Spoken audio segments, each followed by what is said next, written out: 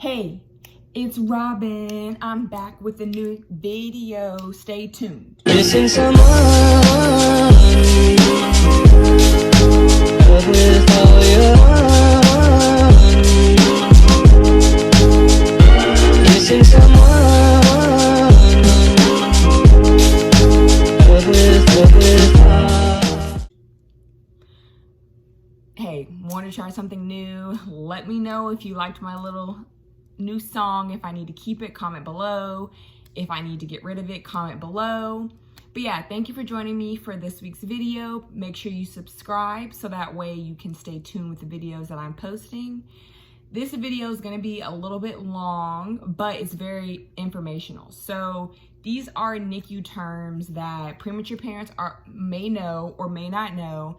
So I wanted to come and make a video for other parents that are interested in knowing NICU terms. So I'm gonna go in order. I have two lists because it's, like I said, a lot of information, but it's very informational. Because when I had a premature son, I didn't realize that there were so many terms that I was gonna need to know, while I was communicating with doctors or while he was in the NICU. So the first term that I'm going to select is NICU. A lot of people hear it, but they don't really know what it stands for. NICU stands for Neonatal Intensive Care Unit. So that's going to be the first term. And I'm going to try to go in order of the terms that I think parents should know. But I'm going to hit on terms that I learned as a parent, if that makes sense, because I can more educate because I had to learn these things. So the first term is bilirubin, and I'm going to read the actual definition so that way you know what they really mean. So bilirubin, a yellow pigmented waste product that forms when the body naturally eliminates old red blood cells. It may make the skin and eyes look yellow. In premature infants, they are often put under a fluorescent light or on a Billy blanket to help the levels come down. So my son experienced Billy lights when he was a couple days old, and in using the Billy lights, they had to protect his eyes because, like it mentioned, it is rays and they didn't want to affect his eyes. So that term was probably one of the first terms that I learned because, like I said, it was one of the first things that happened when he was first born. Bradycardia, which shortens to Brady, is a slowing of the baby's heart rate.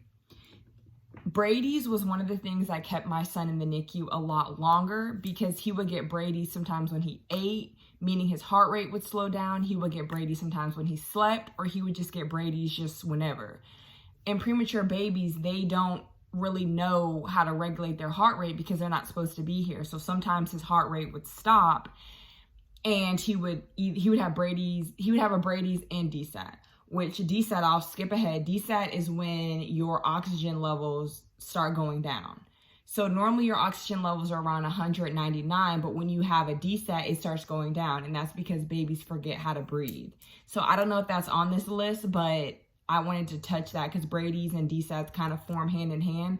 Like my son was in there for longer than, he wasn't in there that long, so let me backtrack. He was in there mostly because he had Brady's and DSATs because he came so early.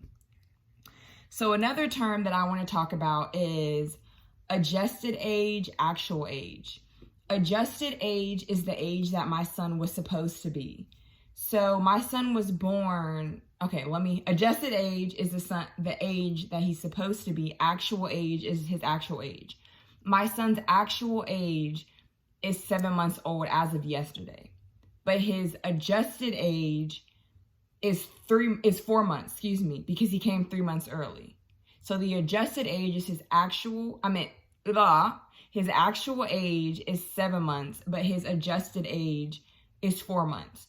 So all of his milestones, they tie it into how old he's supposed to be, if that makes sense. So my son is a 7-month-old, but he doesn't act like a 7-month-old. He acts more like a 4-month-old. And I'll make a video later on saying the things that he does. But yeah, so actual adjusted. I already touched on DSAT. The medical term is desaturation, and it means a drop in oxygen levels in the baby's bloodstream. So like I mentioned, my son would desat and have Brady's when he ate because it's a lot for babies to suck, swallow. So sometimes he would forget to breathe when he was eating.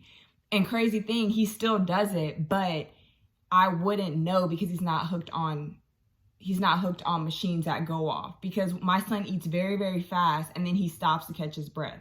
So when he stops, he's not only stopping, his oxygen is decreasing, his heart rate is slowing down as well. What is another? Heel stick, a slang term often used in the NICU, meaning to obtain a blood sample by prickling the baby's heel. Funny thing, my son, not funny, but when my son was in the NICU, he used to hate people touching his feet. And the reason he hated people touching his feet was because he would get heel sticks in his feet. So he was there he was born November 1st, we left December 31st. So he was there almost 2 months. And he never liked you touching his feet. Like if you would try to touch his feet, he would move it. Now he doesn't care, because when he was in the NICU, he associated pain with touching his feet. But now he just loves his feet being touched. What other terms? Okay, I'm gonna shorten it. An IV, because the term, I can't pronounce it. My son had an IV up until maybe he was,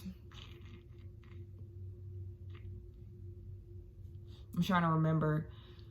I think he had an IV probably up until he was about to be discharged. And the reason he had it is because they needed to give him medication through his IV. That's kind of self-explanatory, but I wanted to touch on that term. Kangaroo care. Kangaroo care is my favorite NICU term. I'm going to explain why.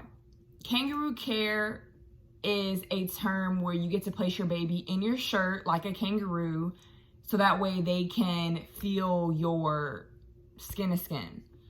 I did not get to hold my son until he was 8 days old due to protocol. They wanted to make sure he was stable. I have a picture of holding him. He was born 2 pounds 3 ounces, so probably when I got to hold him, he might have been like 2 pounds 5 ounces. Like it wasn't a significant weight gain.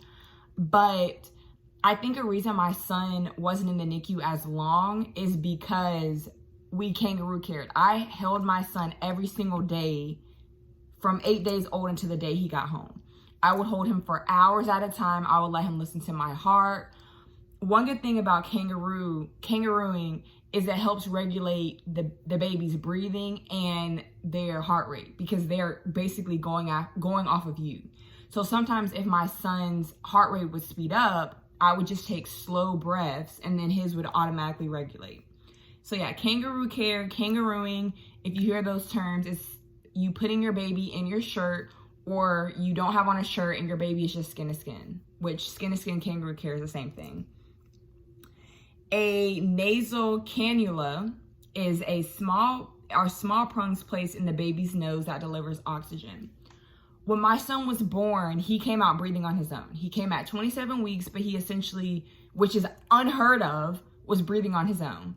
But he did have a nasal cannula that helped, I guess, take some of the pressure off of him being able to breathe on his own. So it just gave him pressure, but he was breathing on his own essentially. So my son hated having a nasal cannula when he was in the NICU. He would rip it out all the time. He just did not like it. So he would rip it off and monitors would go off, but he was breathing on his own, but it would just, the monitors would let the nurses know like, hey, the baby ripped it out, and my son would probably rip his out every hour. But the nasal cannula is to give extra pressure to help with assisting the breathing. Phototherapy, I mentioned that. That is what they do for phototherapy, and Billy lights are the same thing. It helps with treating jaundice. So even full-term babies have to go under phototherapy sometimes when they're first born. So if you had a full-term baby, your baby might have gone through that. My best friend, her son had jaundice when he was born, so he had to go under the lights as well. So it's pretty common. Reflux. Reflux, I'm not going to really say the definition of it. Adults have reflux. It's very common, but in premature babies, it's a lot more common. So there's a thing called a sphincter, which I know these are medical terms, honey, because like I said, I was at the hospital every single day my son was in the hospital. I took no days off, because for me, if you're in the hospital, your mother needs to be there, because I was his advocate, but y'all already know that. So with reflux, your sphincter doesn't, like, I might be saying it wrong, but I think I'm saying it right. Your sphincter, well, for premature babies, their sphincter doesn't know how to close. So you eat and it doesn't close, so your food comes back up. My son is 7 months and he still has horrible reflux. My son is what they call a happy reflux. I think that's the medical term. Because when he spits up, you would never know that he's in any kind of pain. Like, he'll throw up and be laughing about it. He'll throw up all over my shirt, throw up on my bed, throw up in my hair, throw up on my shoes, and just be like he doesn't care. But that is something that comes a lot with premature babies, is they have horrible reflux. So yeah, he thinks it's funny. I think it's like, don't do it again or I'm gonna be mad at you. Just kidding. But backtrack a little bit. I had mentioned the kangaroo care, how when my son's heart would be beating extra fast sometimes, I would do kangaroo care and help him with his heart rate. The right term, I'm going to say it wrong. It is tachycardia. I'm going to put the spelling below, and it just means a fast heart rate. And then apnea, put it right here. It means fast breathing rate. What else? Oh, neonatologist. That's pretty self-explanatory. Those were the doctors that were in charge of the premature babies. They were the doctors that were in charge of making sure that his brain was okay. So one thing in premature babies, now I'm done with those notes and I'm gonna go off of what, I know. One thing with premature babies is brain bleeds are very common when they first get out. I don't know why, I don't know how, but thankfully my son never had brain bleeds. But the neonatologists, they were in charge of making sure that the babies overall were good and their brain was forming correctly. Yeah, so that was a neonatologist. Another thing that my hospital did, which I don't know other hospitals does, is they gave them beads of courage. So essentially every time my son would reach a milestone, they would give him a bead. So say the first time he breathed on his own, he would get a bead. Say the first time I changed him, he would get a bead. Say the first time he gained a pound, he would get a bead. So I have him actually in my room, and it's just overall all the things that he accomplished. So I get to look at it like, oh my gosh, you accomplished so much. Because my son, again, unheard of, he was born at 27 weeks and he left way before his due date.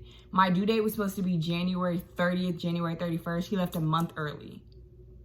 So the beads of courage is a nice way of me just looking at all the things that he accomplished. Because I look at him now and I'm like, oh my gosh, you were a premature baby. Because it's crazy the fact that he was really a premature baby. So yeah, I wanted to come on here. I hope I didn't miss anything. I don't think I did. But if I did, I might make a part 2 later on if I think that I forgot stuff. But yeah, I wanted to come on here, like I said, let people know about some NICU terms that you might not have any idea of. And I wanted to educate because I believe that I'm on this platform to educate moms, non-moms, dads, non-dads, just people in all things premature babies, all things motherhood that I know.